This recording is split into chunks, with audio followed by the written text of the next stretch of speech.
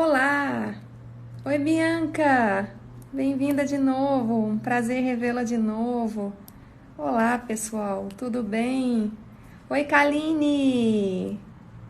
Chegou a nossa convidada do dia, querida Kaline, me manda isso aí, me mandar o convite. Vamos juntas nessa live. Oi, oi! Oi, pessoal! Olá. Oi, Kaline, bem-vinda! Olá, obrigada. Não tô te Tudo vendo bom? ainda. Tudo bem, e Não, você? esqueci de ligar o Wi-Fi, peraí, já vai entrar. Ah, tá ótimo. Sim, sim, o tema hoje vai ser voltado para a sede. A Sofia está perguntando. Vai ser sobre sede. A gente vai falar um pouquinho sobre a sede, vamos contar um pouco da história da Kaline, ela vai contar, né, a sua história. A gente vai discutir um pouco sobre a sede, sobre o transtorno de hipermobilidade, sobre o diagnóstico diferencial, né, qual que é a diferença de um tipo para o outro. Olá, bem-vinda, lindona. Obrigada pelo convite, por ter aceitado o convite, né, em primeiro Eu lugar. que Eu agradeço. fico muito feliz de ter você aqui com a gente. E você é Obrigada. uma convidada muito especial. Gente, só para introduzir essa live, a Kaline foi praticamente a primeira paciente que eu conheci com Ehlers-Danlos, porque o outro paciente que eu tinha visto era na residência de clínica, era um tipo clássico e para mim passou um pouco batido, porque era clássico e parecia aquele de livro, mas que a gente não vê toda hora e ninguém fica também Uhum. estudando. Agora, o caso da Kaline não, né? Que é o tipo hipermóvel, é o mais prevalente, é o que a gente vê o tempo inteiro e é o que todo mundo passa batido, né? Então, devem ter passado os vários outros batidos aí por mim, né, Kaline? Até você me contar a sua história, você me contar como foi diagnosticada, quais são os sintomas. Então, foi muito especial. A Kaline trabalhou comigo lá no hospital, né, Kaline? No ICDF. Isso. E A lá gente surgiu uma dividiu a amizade, enfermaria. foi sendo construída essa amizade. Uhum. Isso, a gente dividia enfermaria à tarde juntas, eu pela É, cardiologia adulto e ela pela cardiologia pediátrica. E ali que começou, né, sim. Kaline? Conta pra eles um Isso. pouquinho. É, você quer saber que eu conte um pouco com relação a que parte? Com relação a essa experiência que a gente teve, como é que foi no início, que você começou a me contar sobre os sintomas, como que você foi diagnosticada. O, o começo, né, dos sintomas foram ao longo de 2 anos e eu fui piorando gradativamente e eu só não percebi até que um dia eu trabalhei, tive um plantão muito pesado e depois desse plantão eu fiquei 2 dias sem andar. E aí foi só piorando, eu fui ficando cansada. E aí eu tirei uns dias de atestado, quando eu voltei a gente começou a conversar sobre o que estava acontecendo. E aí você se interessou, né, pela história e acabou que foi atender uma colega, uma amiga sua, né? E a gente conversou bastante, estudou, enfim. E aí você fez o diagnóstico e acabou que a sua amiga virou minha amiga, né? Acabou que a minha Logo, amiga virou uma super amiga sua, né? super amiga, isso, exatamente. Né? Então, o diagnóstico não foi fácil, né? Na verdade, a trajetória para chegar até o diagnóstico é muito longa, né? É complexa, enfim. E passei por diversos médicos. Alguns médicos notaram que eu era hipermóvel, que eu pensaram em alisar em alguns momentos, mas como eu não tinha pele elástica, isso era o que sempre acabava sendo descartado. Então, demorou um pouquinho. E foi a Angele, né, que suspeitou o diagnóstico e lutou e tentou encaminhar para outros especialistas para que tentassem concordar com, tivesse uma confirmação diagnóstica, né, e o grupo em que finalizou. Eu só fiquei bem grave, né, cheguei a usar cadeira de rodas e fui gradativamente, assim, foi gradativamente piorando e a melhora ela é muito lenta, né? Então, eu tô fora da cadeira de rodas desde dezembro, finalzinho de dezembro, e, e eu ainda não recuperei a ponto de conseguir ter todas as autonomias que são necessárias para você ter uma qualidade de vida adequada. Mas assim, eu tô assim, alcançando. Melhorando aos pouquinhos, né? Uhum. Lentamente, Sim. mas melhorando aos pouquinhos. E fala pra gente então um pouco, a minha cachorrinha aqui fazendo festa. Fala pra gente um pouquinho como que eram os sintomas no início, o que que você tinha mais de sintoma que te incomodava. E aí você teve 2 anos de atraso diagnóstico, foi isso? Do início dos sintomas É, até diagnosticar foram 2 anos. sim. Eu tive, na verdade, dor. Eu abri com um quadro de dor no braço. Eu nunca tive problema nenhum de dor, eu nunca tinha sentido cansaço. Eu trabalhava normal, eu acho que é uma característica muito comum do paciente com síndrome de Alzheimer é que eles são muito ativos, né? E são extremamente dedicados, ansiosos e correm atrás e trabalham e fazem 50 mil coisas ao mesmo tempo. É muito da personalidade, né? Engraçado, porque você vê que são muito parecidos, né?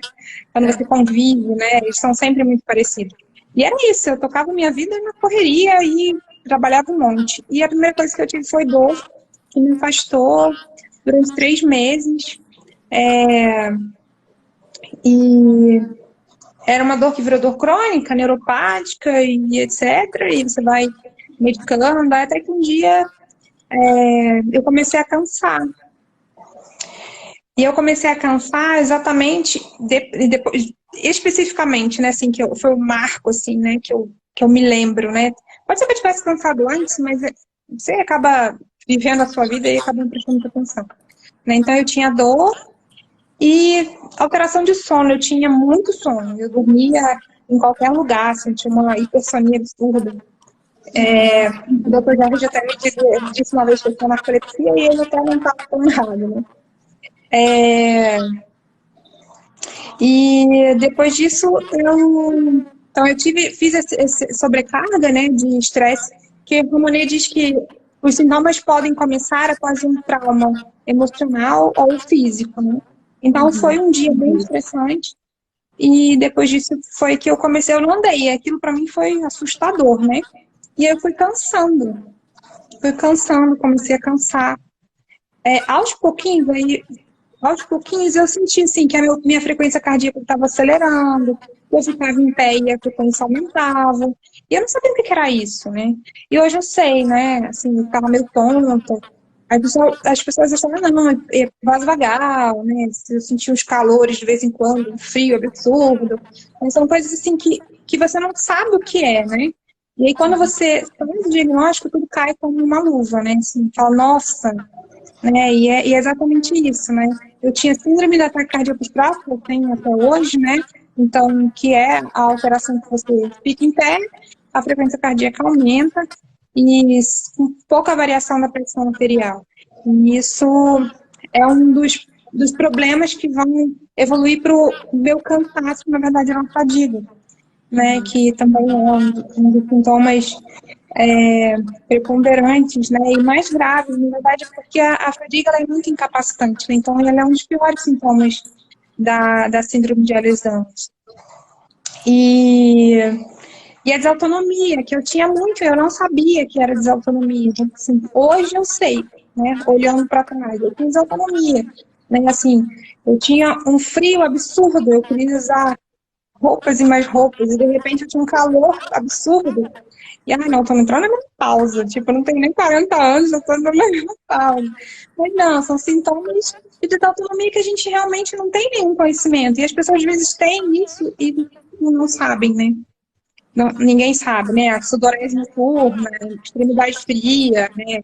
O pé que fica cianótico, coisas que são muito minuciosas e que o médico acaba não perguntando, mas não é.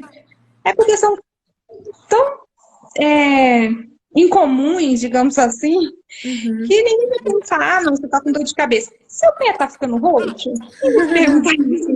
Ninguém Ai, eu tô para com para uma perguntar enxaqueca. essas coisas, né? E Né? ninguém Não faz para para sentido, né? estudar também essas coisas. Então, acaba É, que a maioria dos colegas eu acho que não estuda, né? Como eu mesma não estudava antes de conhecer o seu caso e antes de entrar mais nessa área, né? Eu acho que realmente são sintomas atípicos, né? Perguntar se o pé tá frio, é, essas... Mas hoje a gente sabe o tanto que é importante, né? sim. Vai Se juntando, você né? Um for ver, quebra-cabeça, todos né? os... É. E praticamente todos os sedianos têm pezinho frio, tem essa enxaqueca, tem esse calorão. É. Gente, Uhum. para quem está entrando agora, a gente começou essa live, a gente se apresentou, né? E a gente comentou que uma grande amizade entre nós duas surgiu no hospital. E foi lá que eu conheci o caso da Kaline, que ela tem sede hipermóvel. A gente vai falar como é que é esse diagnóstico. E lá que ela foi começando a me apresentar o caso dela, eu fui me interessando e coincidentemente eu percebi que uma amiga minha tinha os mesmos sintomas. E aí eu fui estudando, acabei diagnosticando essa minha amiga, apresentei para a Kaline, elas hoje são grande amigas, né? Muito amigas. Sim. E aí a Kaline falou os principais sintomas que levaram ao diagnóstico dela, como que ela começou a se sentir no início, né? Os principais sintomas que podem ser de sede hipermóvel no início, que são bem típicos, são bem comuns. Então, dor difusa pelo corpo, confunde um pouco com fibromialgia. Aliás, é uma fibromialgia secundária à doença, né? A Ehlers-Danlos. O cansaço, a hipersonia, então pessoa com muita sonolência durante o dia, a desautonomia, então taquicardia, esse pezinho frio, esse calorão, e às vezes até perder o movimento, né? Então a Kaline chegou a ficar sem o movimento das pernas, chegou a andar em cadeira de rodas por um tempo, e isso tudo pode acontecer na síndrome, por isso que a gente até fala, né, que ela tem uma disfunção oculta, ela tem uma incapacidade oculta, e a pessoa ela pode ficar incapaz de muitas coisas, mesmo que fisicamente não pareça isso, né? Aparentemente, parece que a pessoa está bem e na verdade não está, né? Então, você viveu isso, Kaline, das pessoas acharem que você estava bem, das pessoas acharem que era até um pouco psicológico, e na verdade por dentro você tinha inúmeros sintomas. É engraçado porque isso é realmente algo muito, muito comum, né? Porque a gente é tratado como poliqueixoso, né? Porque, tipo, a gente tem problema em tudo quanto é lugar, né? Colágeno, né? É uma doença do tecido conjuntivo. E você pensa, né, que tirando a água, 80% do corpo é tecido conjuntivo. Então, o acometimento é realmente multissistêmico. Você pode ter sintomas neurológicos, auditivos, enfim, abdominais, dor, enfim, é uma variedade gigante de sintomas. Então, você chega para o médico e despeja em cima dele 50 mil sintomas, a pessoa vai achar que você é depressiva em 99% das vezes. Ah, não, esse paciente é depressivo, poliqueixoso. E é isso, né? É aquela doença que confunde o médico. É, o Porque o médico fica paciente não perdido, tem. né? Porque são tantos sintomas, ele não sabe nem por onde começar, né? Ele Exato. fica E perdido, assim, ele você fala, pensa nossa, mas 15 essa minutos. pessoa... É muito mais fácil achar que realmente é psicológico, né? Porque para ter tanto sintoma difuso, então Pois é, e o acaba que... atendimento, tipo, posto de saúde, né? Consultório com plano de saúde de baixo valor também, é 15 minutos o atendimento. Imagina colher uma história que você leva 1 hora, 2, de síndrome de Alexandre. Realmente você não vai encontrar esse diagnóstico. É muito Verdade. complicado, entendeu? Mesmo os bons profissionais, eles têm certa dificuldade. Mas a doença, ela é complexa, mas ela é uma doença que você, conhecendo, você começa a entender e começa a fazer diagnóstico muito rápido, né? Porque é aquele paciente que você não consegue encaixar nada, né? É um paciente que tem muitas queixas, né? E quando você começa a ver o paciente pelo hipermóvel, que ele é hipermóvel, depois que você vê uma vez, que você se acostuma com ele, você, ali passando lá na rua, você fala, oi, aquele paciente é hipermóvel.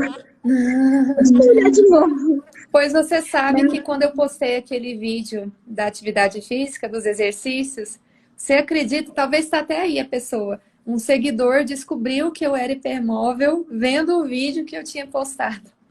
Então, realmente, são pessoas que Pois já é. têm um olho treinado, né? O pessoal já vê de longe. Depois Você que falou, você aquela pessoa acostuma, ali é hipermóvel. você começa a ver hipermóvel para todos os lados, né? É porque a hipermobilidade, na verdade, não é uma doença, né? A gente já bateu esse papo, né, algumas vezes. Que a hipermobilidade, na verdade, é um sinal clínico, uma característica que acomete uma porcentagem razoável da população, né? A doutora Neuzeli até falou hoje de manhã, ela tem um estudo na live dela, que foi maravilhosa, aliás. É, ela fez um estudo com crianças e nesse estudo ela encontrou uma população, uma criança de escola pública em Rio Preto, né? E nesse estudo ela encontrou uma população com 45% das crianças sendo hipermóveis. Então você. E era um N grande, era mais de 1.000 crianças, sabe? Então, assim, você vê, 45% dessas crianças são hipermóveis, imagina os adultos, né? Então, assim, você faz uma perspectiva, enfim. Né? Algumas populações têm até 80% da população hipermóvel. E as pessoas que têm hipermobilidade, elas não necessariamente têm síndrome de Ehlers-Danlos, tem vários critérios para serem seguidos, mas a hipermobilidade confere a essas pessoas uma probabilidade maior de desenvolver sintomas semelhantes ao da síndrome de Ehlers-Danlos, como fadiga, né, desautonomia e até dores como dores fibromiálgicas, enfim. Inclusive, tem alguns estudos internacionais que dizem que 1/3 dos pacientes com fibromialgia estão, na verdade, diagnosticados de forma errada, que, na verdade, eles teriam síndrome de Ehlers-Danlos, né? Porque tem uma quantidade grande de pacientes com fibromialgia que é portador de hipermobilidade. Daí, afirmar que eles têm Ehlers-Danlos, eu não tenho como fazer essa afirmação, né? Os estudos afirmam, mas hipermobilidade, com Pelo certeza. menos hipermobilidade deveria Sim, ter, né? Acaba que é. hoje todo paciente com fibromialgia deveria ser investigado no exame físico se ele tem hipermobilidade, né? Porque o tratamento vai É, mudar. O tratamento muda, sim. né? O tratamento muda, a reabilitação muda, né? A questão Exatamente. da fibromialgia com a hipermobilidade e a síndrome de Ehlers-Danlos, né, esse diagnóstico diferencial, ele é muito importante por conta da reabilitação, né? O exercício que o hipermóvel faz para se recuperar não é o mesmo que uma pessoa que não tem hipermobilidade, né? O tratamento é diferenciado. Então, você pode, na verdade, agravar uma pessoa que tem hipermobilidade se você não estiver proporcionando a ela o tratamento adequado. Então, isso é preciso, é necessário olhar com cuidado todo paciente, principalmente o paciente que você suspeita que é fibromialgia, né? Então, tem que olhar com carinho mesmo, para não estar lesionando mais ele, né? Porque Já que eu realmente gostei muito da live da Neuzeli, né? E a doutora Neuzeli falou assim, né, que a responsabilidade é de você estar oferecendo um tratamento inadequado e da evolução do paciente para uma piora é sua, né? Então, o médico, o fisioterapeuta, são os responsáveis por aquele paciente. Se ele está empregando e indicando um tratamento errado, a culpa é dele, entendeu? Porque não foi feita a avaliação adequada. Então, isso é bem complicado, né? inclusive eu Enfim. assisti uma live dela, eu acho que foi na semana passada, se não me engano, que ela falou que ela já recebeu muitos pacientes com deformidades articulares, com deformidades graves, né? Inclusive de quadril, pacientes que tiveram que ser submetidos à cirurgia ou que estavam a ponto de ser submetidos à cirurgia, mas que não tinha como mais ser evitada essa cirurgia. Então, Uhum. quadros realmente ortopédicos graves que ela atendia, que ela atende, né, na prática, e que poderiam ter sido evitados antes se tivesse feito uma atividade física orientada para o caso, para um paciente hipermóvel, né, Sim. uma reabilitação que não causasse lesão. Né? Então, ela disse que na prática dela, ela já pegou muito caso assim, de pacientes que operaram e tiveram que operar e que, se tivesse um tratamento, uma reabilitação adequada, não precisaria. Né? Então, é uma grande heterogeneia, né? O paciente ser submetido a uma cirurgia porque ele foi lesado por uma atividade física, por uma reabilitação inapropriada para ele, né? E esse é um dos grandes problemas da síndrome de Ehlers-Danlos, né? O paciente, a média de idade internacional, né, para realização do diagnóstico é de 20 anos. Então, desde o início dos primeiros sintomas, né? Então, você imagina quantos médicos essa pessoa não percorreu até fazer o diagnóstico. Então, Uhum. durante 20 anos, ela não tem o diagnóstico dela. Desculpa, meu vizinho motoqueiro. E ela foi recebendo vários tratamentos para, né, tem dor crônica, aí te enfio de remédio. Tenho dor de cabeça, mais um remédio aqui. Não, então tá, começa a fisioterapia. E é um tratamento inadequado. Então, depois desses 20 anos, essa pessoa muitas vezes tem muita sequela, né? E muitas vezes já foi submetido a várias cirurgias que não deram certo, né? O paciente tem a lesão de ombro é super comum, né? Aí, não, rompeu, não sei o quê, lesionou, não, cirúrgico. Aí você faz a cirurgia do paciente sem estar preparado para tratar aquele paciente. É uma cirurgia que você faz com um ligamento que é elástico, então você não pensou nisso, porque você não tem Não tem essa essa experiência, informação? né? Você não tem essa informação. Então, assim, é uma cirurgia que, inclusive, tem um maior risco de decência e de complicações sérias. E esse paciente são muitas vezes submetidos a várias cirurgias e algumas que poderiam ser evitadas. A cirurgia em lesões é a última coisa, assim, se pensa, porque provavelmente vai dar ruim, entendeu? Não vai ser, não é uma cirurgia lisa, nunca é. Ainda Então, tem que considerar problema com anestesia também, né? A sim. dificuldade na sedação, as E a resistências intubação, que né? tem a anestesia. O risco Então, de lesionar a medula também não é pequeno, porque a gente tem uma hipermobilidade grande uhum. e pode lesionar também, né? Não, e muitas vezes o paciente faz a cirurgia e depois a lesão acaba voltando, né? Porque a articulação ali vai continuar hipermóvel, né? Ele vai Sim, continuar tendo as mesmas dificuldades, o tecido conjuntivo que ele tem ali continua o mesmo, né? Então, daqui a um sim, tempo ele tá com a mesma lesão de novo. Então, exato, realmente não seria a melhor opção, né? Para a sede é a última opção, né? Sempre. exato, Tá exatamente. certo. Pois é, tinha uma pergunta aqui atrás, deixa eu ver se eu acho aqui ela de novo. A questão da natação, falaram que natação é um bom exercício? Depende, né, do estágio. Eu já li que natação para É, alguns casos é bom, mas dependendo do grau de instabilidade articular, se a pessoa não tiver um fortalecimento muscular já bom, um condicionamento físico bom, a natação pode até piorar, né? exato, por causa do movimento do ombro, né? A natação exige muito ombro.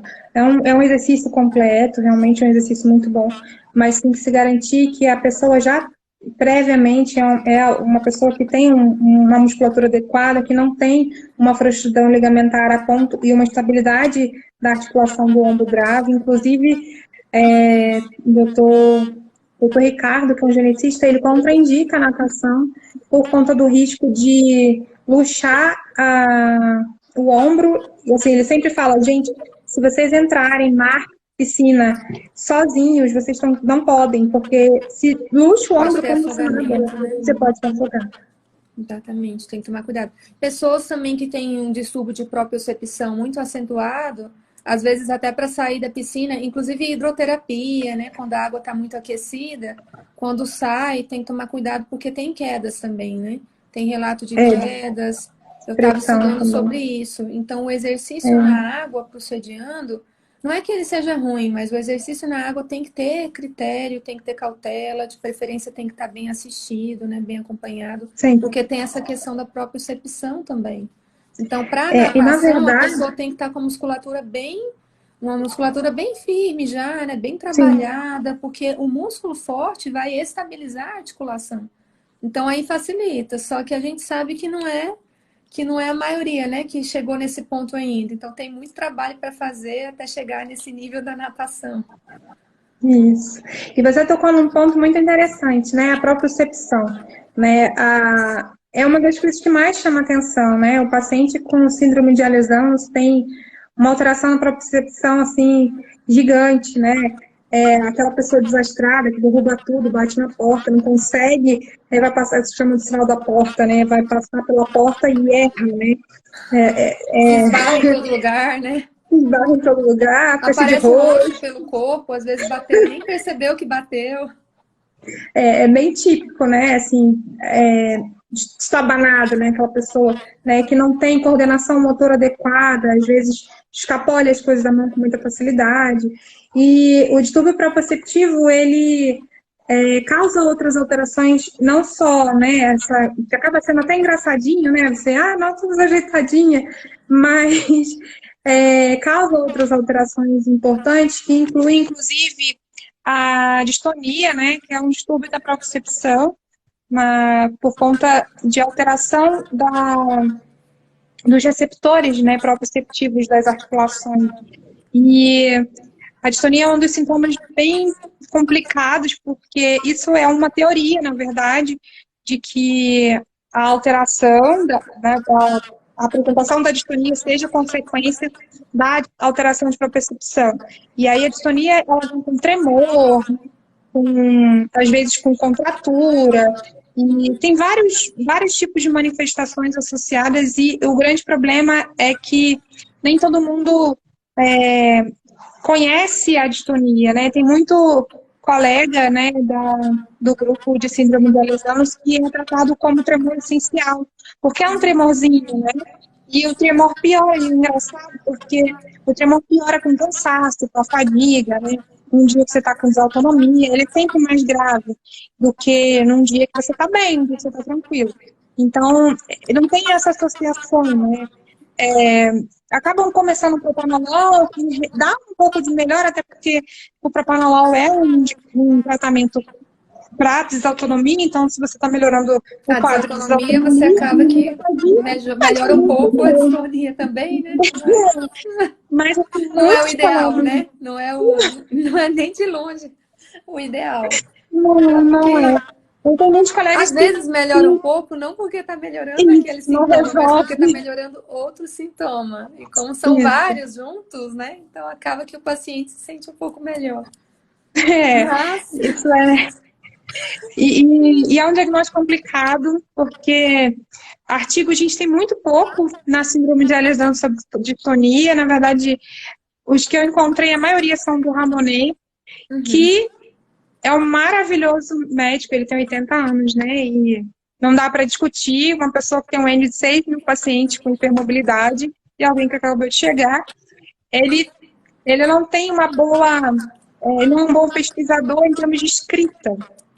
Então, os artigos dele são meio confusos. E a publicação sempre é numa revista de qualidade não muito.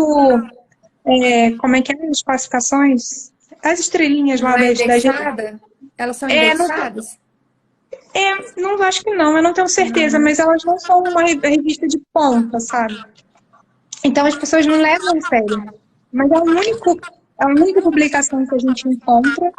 E de uma pessoa com super experiência, o relato é muito bom, você consegue se encontrar no texto dele, sabe?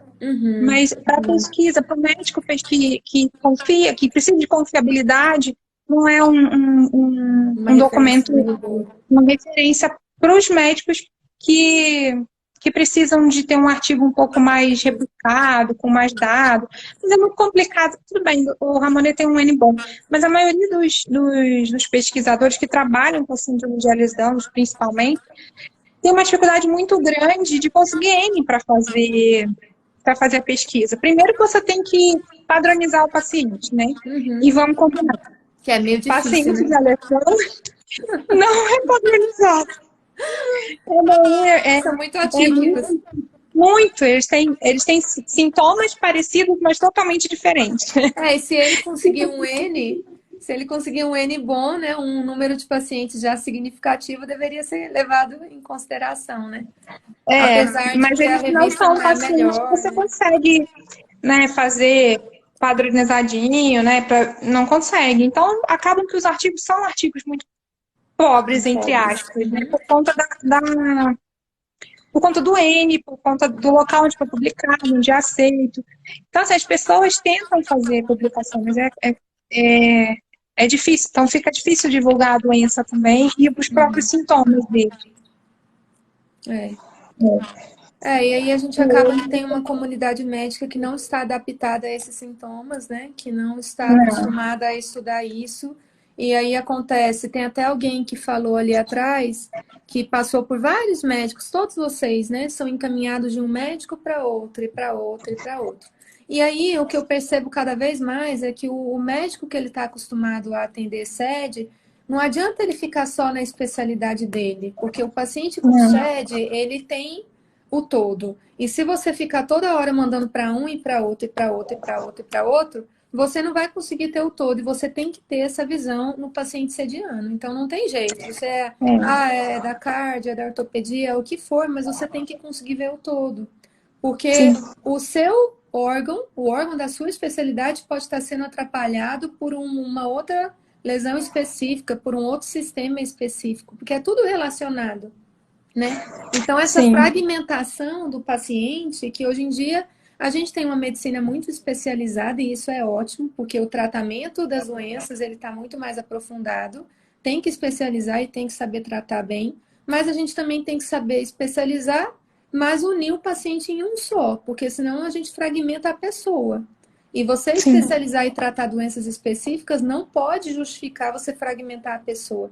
Então, cada vez mais eu penso que esse paciente, esse médico que atende sede, ele tem que estudar um pouco de tudo, ele tem que ser um pouco de um grande generalista, porque só estudar o órgão dele, ou só estudar a área dele, vai ser um fiasco, né? Porque o paciente vai Exato. apresentar com tudo, e nem sempre você consegue encaminhar o paciente para um outro colega que vai ter a visão que você tem, ou que vai ter uma visão da sede.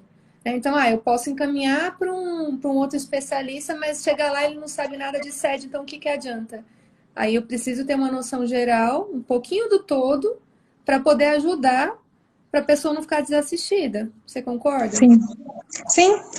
É, o primeiro congresso, né, o primeiro encontro científico sobre síndrome de Ehlers-Danlos, então tem 8 anos, né? Foi em 2012 que a doutora falou de manhã, né?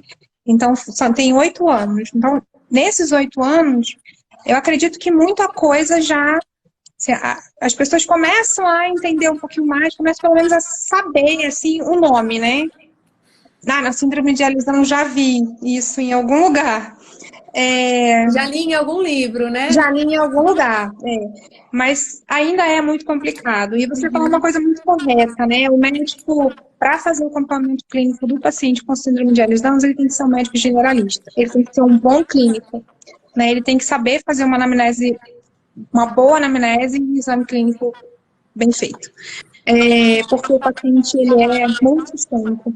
E o que é muito comum de acontecer, endometriose, é muito comum. Então, o ginecologista tem que estar de olho nisso, né? Porque dá muita alteração de endometriose, no parto, né? Descolamento prematuro de placenta, ruptura uterina e um monte de outras alterações. O próprio oftalmologista, né, tem pacientes de descolamento, microdescolamento de retina com mosca volante, e até a própria catarata precoce, né? Então, são muitos sintomas pequenininhos, né? Que você fala, não, ele tem só um microdescolocamento. Não, isso é mosca volante. Nada, não, besteira. Não tem isso. Não, o paciente tem mais alguma coisa, entendeu? Então, você tem que olhar o paciente como um todo, né? E a gente tem muita hipersensibilidade, né? Hiperacusia, então, otorrino, né? Hiperacusia, né? A alteração de olfato, né? A gente tem alteração em tudo. Então, tem até alteração de corda vocal. Não, eu tô tão cansada. Nossa, doutor, eu acho que eu tô com um problema na minha corda vocal, porque tem dia que eu fico rouca, eu não consigo entender. Isso vem com a fadiga, né? Assim, fadiga a corda vocal. E a corda vocal também é músculo, né? Também é músculo, filho. E faz calo ósseo muito mais frequente do que as outras pessoas. Então, às vezes, você vai para um parque, dá uns gritinhos e volta com a corda vocal toda machucada. Porque Pois fez é, um calo ósseo porque brincou no parque por 2, 3 dias. Então, pois é. assim, é uma sensibilidade de cada órgão que realmente é muito exacerbada, né? E tem que ser levado em consideração. E se a pessoa não vê o todo, nunca que ela vai suspeitar, né, de uma doença. Mas como assim que a pessoa gritou ali, tá rouca e cadê, né? O sistêmico que faz o sentido. O sistêmico que ajuda você a entender por que aquilo está acontecendo, né? Então isso é realmente muito importante. E como que você acha que tá assim, vamos passar para eles de um modo geral a questão do tratamento, de uma forma bem um pouco resumida, porque tem muita gente, tem muito paciente que está me perguntando, a pessoa recebe um rótulo, né, de sediano, e a partir daí ela não tem mais o que fazer, ela vai sofrer com dor para sempre, pessoas que nunca mais vão voltar a ter aquele mesmo humor, nunca mais vão voltar a ficar bem, né, vão continuar luxando as articulações, vão continuar tendo lesões.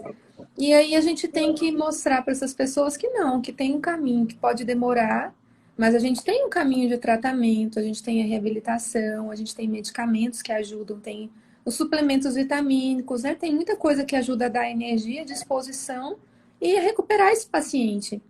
O que você acha sobre isso? Fala um pouquinho como médico e como paciente aí, ó, porque aqui a gente tem uma visão É, dupla. não existe tratamento para recuperação, assim, é cura, né? Para o Isso. paciente com síndrome realizando. Mas existe o que a gente chama de tratamento paliativo, né?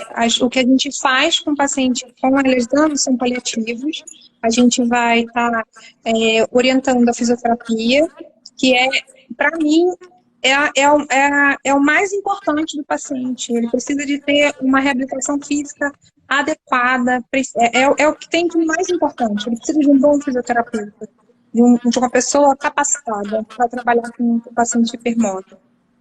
E aí, todo o que vem de complemento, né, é analgesia, mas a gente dá preferência à terapia por fisioterapia, né, analgesia fisioterápica, porque a gente tem muita alteração medicamentosa, muita reação a medicamento, lembrando que receptor também é feito de colágeno, então a gente bagunça tudo, por isso que remédio não funciona direito pra gente, ou vai de mais ou vai de menos, porque o receptor químico é colágeno.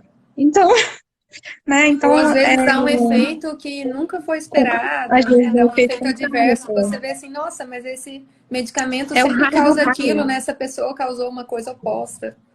Exato. Que nem Exatamente. aquele Vem de BAVT que nosso, a gente viu, nosso né? DRT. Um medicamento que sempre causa taquicardia e todos os pacientes é descrito como taquicardia. Aí na Sediana fez o favor de causar um bloqueio no coração, com a frequência de 30 batimentos por minuto. Aí você olha assim, é como? Mas Como que tem acontece, problema? né? Acontece. Não tem como, pois Porque é. afinal o colágeno tá lá no receptor. Pois é, e aí confunde tudo. Então, assim, as medicações, elas são muito restritas, assim, o uso, tem alguns protocolos, e aí o ideal é que seja acompanhado por alguém que entenda da síndrome, justamente para a gente estar fazendo o protocolo, né?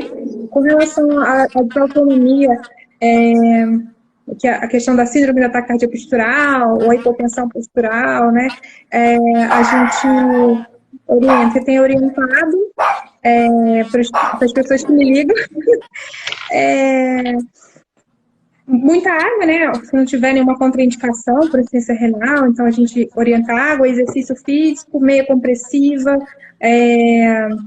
aumento da ingesta de sal, se não houver contraindicação também.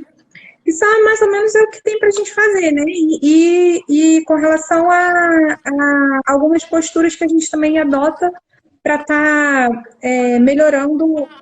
Tô no meio da rua, tô pedindo que eu vou desmaiar, né? Então, fica na ponta do pé, traciona a panturrilha, levanta os braços. Então, assim, coisas que você consegue melhorar a circulação sanguínea, são coisas que a gente vai adaptando. Mas, de novo, assim, o melhor tratamento é realmente a fisioterapia. Muita gente melhora muito com o tratamento correto, assim, visualmente muito bom, você consegue ver isso na evolução. Tem alguns tratamentos da medicina chinesa que as pessoas investem bem, como acupuntura, tem uma resposta boa, mas não todo mundo tolera. Assim, a medicina oriental ela é de uma ajuda muito grande, né? A luz vermelha, né? Terapia com LED, com laser terapia, com mocha bustão, tem a terapia realmente, assim, até de verdade, a aromaterapia, canabidiol para dor. Tem muitas terapias que são terapias que médico tradicional, médico conservador, eu acho, não está muito acostumado a usar, né?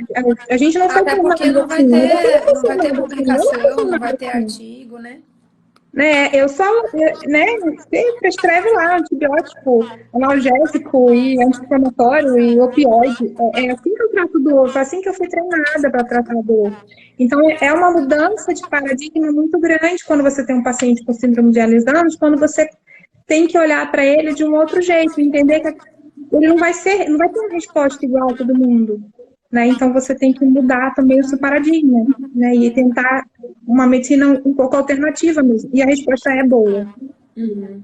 Agora, se a gente entrar, é porque acaba que a gente, pela medicina, a gente estuda os artigos médicos e as referências médicas. Mas se a gente entrasse, o próprio diálogo com o fisioterapeuta, ver as fontes deles, as referências deles, acaba que a gente encontra referência, né, estudo com relação a tratamento de dor com ultrassom, com laser, apesar de que também são escassos, né? Eu estava conversando com um fisioterapeuta, até que eu te comentei uma vez, né, que é meu fisioterapeuta antigo, que eu tratei com ele por bastante tempo, e eles têm estudos, só que também são escassos, agora não voltado para a sede, né, mas eles têm estudos que comprovam TENS, ultrassom, laser, então toda essa parte de analgesia sem medicamento, né, com procedimentos da físio, eles têm documentado a melhora, né? Tanto que a gente consegue fazer aí pelo SUS, pelo convênio, né? Porque é uma terapia que tem um respaldo. Acaba que o médico não entra, mas o médico que trata um paciente sediano, ele vai ter que entrar um pouco nisso também. Ele vai ter que conhecer, ele vai ter que saber indicar, né? Porque, principalmente uma população que a gente tenta evitar excesso de medicamento, porque tem interação medicamentosa, porque tem efeitos adversos que a gente às vezes não espera, né? Que surpreendem. Então, é importante mesmo conhecer esses outros tratamentos alternativos. Agora, alternativos ou fisioterápicos, né? No caso, não todos aí são alternativos. Sim. Mas a gente acaba não estudando, né? E a gente tem que entrar um Uhum. pouco, tem que começar a estudar também esses tratamentos que não são apropriados da medicina, mas são, às vezes, Sim. da físio. E tem alguns aparelhos, tem alguns equipamentos que as pessoas podem ter em casa, né? Que ajuda a fazer a própria analgesia em casa com uma certa segurança, se ela aprender a manusear. O que você acha disso? O grande porém disso tudo, né?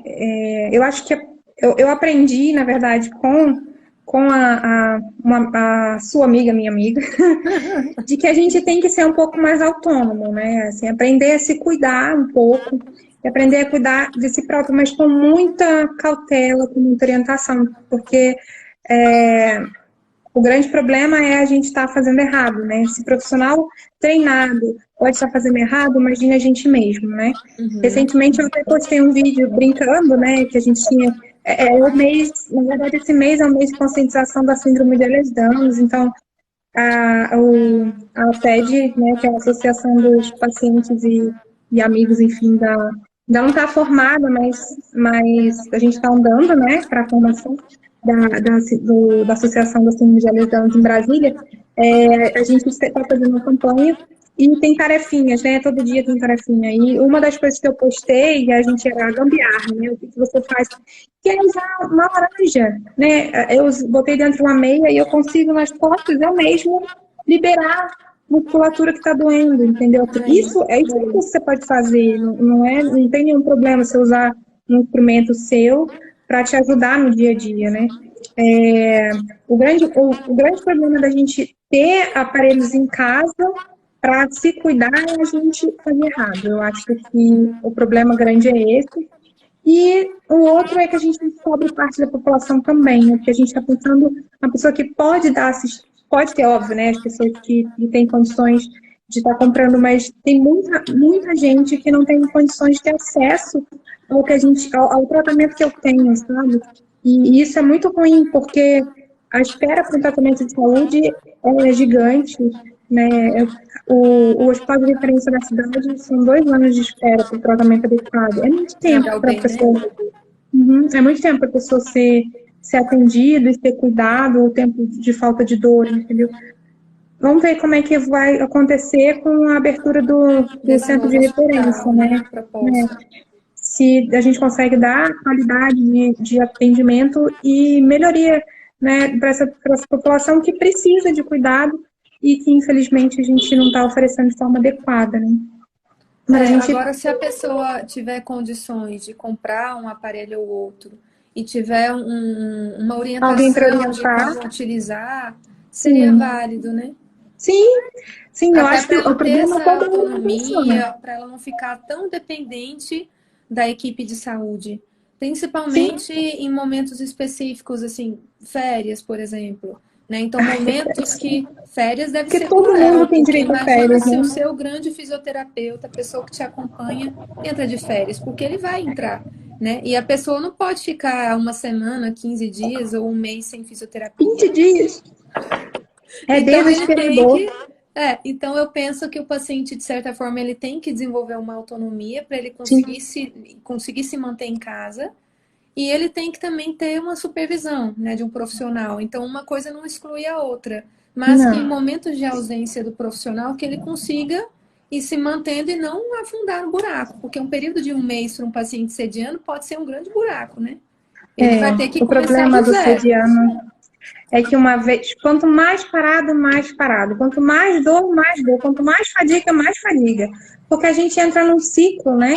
Porque quando a gente tem dor, a gente tende a ficar quieto. É. E a gente não pode ficar quieto.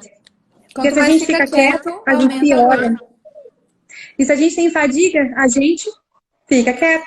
E quanto mais fica quieto, mais Mais tem fadiga. fadiga. É um Eu estava problema sério, conversando com assim. a Fernanda Rachid, a fisioterapeuta, inclusive foi na última live, o pessoal que acompanhou aí vai lembrar dessa informação.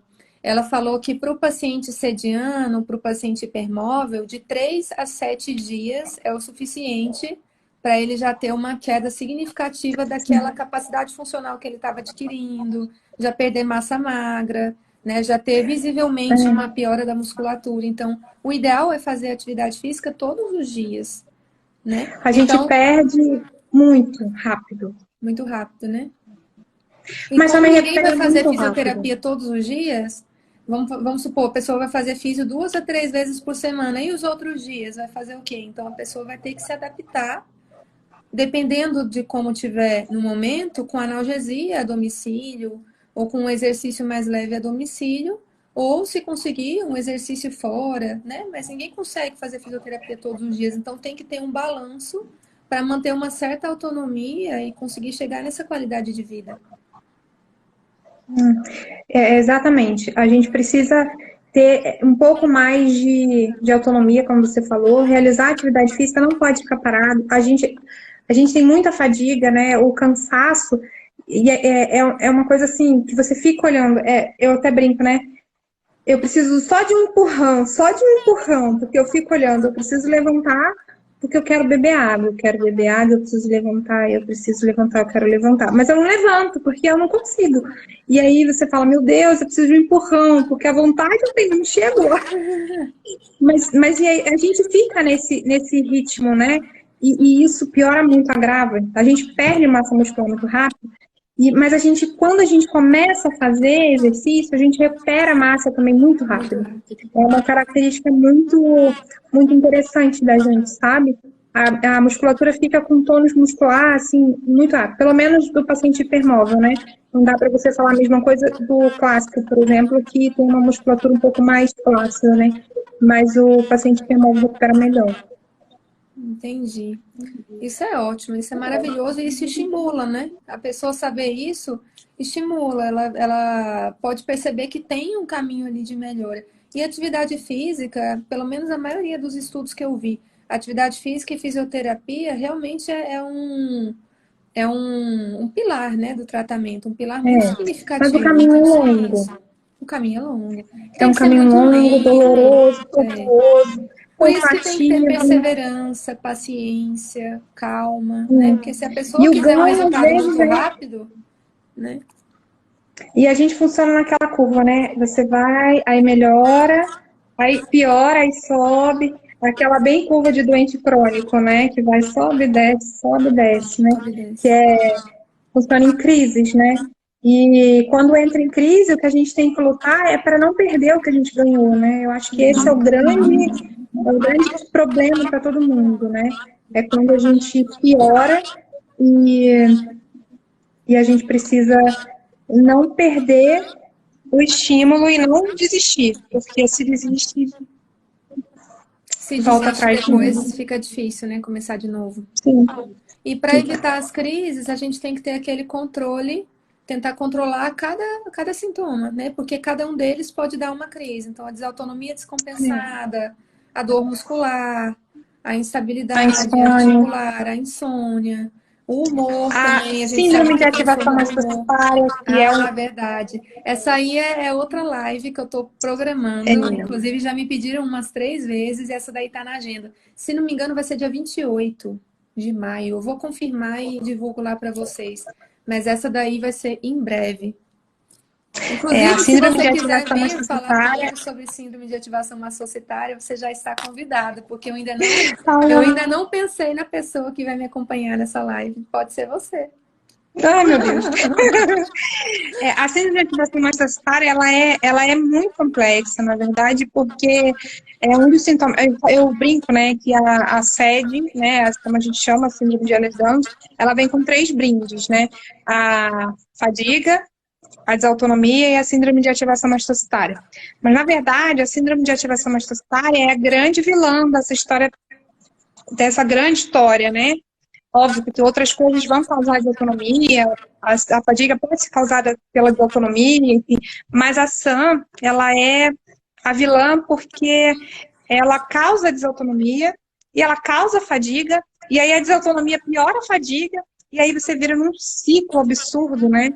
E a gente é muito alérgico, a reação é, é muito grande, né? Então, qualquer estímulo alergênico piora tudo, né? Então a gente tem que controlar muito bem Descompensa assim, todos os outros, né? desencadeia o resto, né? Então você tem que ter um equilíbrio muito grande com a maçã, né? Tem que cuidar muito, né? Da alimentação, né? De ter uma alimentação um pouco mais saudável, quanto menos fatores alergênicos, melhor. E tentar fazer um controle ambiental adequado e, né, se tiver indicação de fazer o tratamento medicamentoso, porque às vezes é uma saída para melhorar a fadiga. É um caminho, né?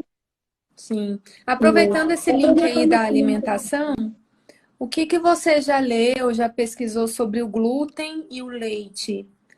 Tanto na É, dor muscular quanto na fadiga, porque eu já li que o que está mais documentado é a retirada do glúten. Agora também eu o fico glúten, ele é incomodada com muito. leite com açúcar. Açúcar, glúten, são muito inflamatórios. Uhum. O problema todo deles é isso. Eles ativam a reação inflamatória, eles são muito inflamatórios. Então, quando você tem esses alimentos na dieta, o risco de você fazer uma reação inflamatória é muito maior. E de ativar a própria síndrome de ativação mastocitária também é muito maior. Então, isso acaba piorando o quadro clínico de muitos pacientes. E alguns pacientes melhoram, inclusive, com a retirada da alimentação, desses fatores alergênicos da alimentação. Inclusive É, dor muscular difusa, nódulo sim. miofascial também, né? Na anemia facial, eu não sei te responder. Dor sim, porque, como eu disse, ele ativa inflamação, né? Então, a reação inflamatória acaba gerando dor também. Uhum. Eu estava conversando esse com outro fisioterapeuta. Na verdade, não tem nada a ver com hipermobilidade nem SED, mas ele estava fazendo a tese de mestrado dele relacionando leite e nódulo miofascial, dor muscular difusa e inclusive infertilidade. Porque o que ele relata é que o leite aumenta a produção de ácido lático que se deposita na musculatura e a gente tem músculo em todo lugar, inclusive no útero. E com a diminuição da mobilidade dos músculos, né, pelo depósito de ácido lático, pela dor, Você tem vários sintomas de dor e você tem a questão da... Ele relatou até infertilidade, né? Então, ele tem estudado isso, ele encontrou essa relação aí, mas é uma tese de mestrado, ele está estudando e ele ainda não publicou. Então, eu lembro até que ele comentou que era difícil mesmo de achar artigos sobre isso, né? Não é uma coisa que a gente tem ainda documentado, né? A gente não tem muito respaldo para falar. Eu acho que é tudo muito Não. mais hipotético, só que todo mundo sabe que são pró-inflamatórios, né? Então, a gente imagina que pela ação pró-inflamatória desses alimentos, a gente imagina que vai ter aí muito efeito nocivo, né? Para um paciente sediano, que já é muito sensível. Então, você pega uma alimentação inflamatória em um paciente sensível, né, que já tem a musculatura frágil, então acaba que não é uma combinação muito legal, né? Sim. Eu realmente não tenho experiência e desconheço o tema, né? Mas eu achei bastante interessante, bastante plausível, assim, a linha de raciocínio, né? Cai muito naquela coisa que você falou também, de que a gente não tinha muitos artigos sobre a questão do tratamento, analgesia, enfim. Voltando só um pouquinho na questão da medicina oriental e a questão do uso de terapia de luz vermelha, existem vários livros que estão disponíveis agora, mas são livros ainda e tem muita pesquisa na área, mas nada muito ainda evidente, né? Tem algumas pesquisas que fazem, inclusive, tratamento de luz vermelha. Tem um tratamento para o paciente, uma pesquisa feita para o paciente com esclerose múltipla para tratar a fadiga, e que eles ganham uma cabine com luz vermelha, e eles levam a cabine para o trabalho e ficam em casa. E eles fazem algumas vezes no dia, e a resposta terapêutica foi muito boa com a terapia de luz vermelha, sabe? Então, assim, ainda são experimentos e ainda são muitos estudos. Tem alguns experimentos em ratos que mostram a recuperação de medula com a terapia com laser.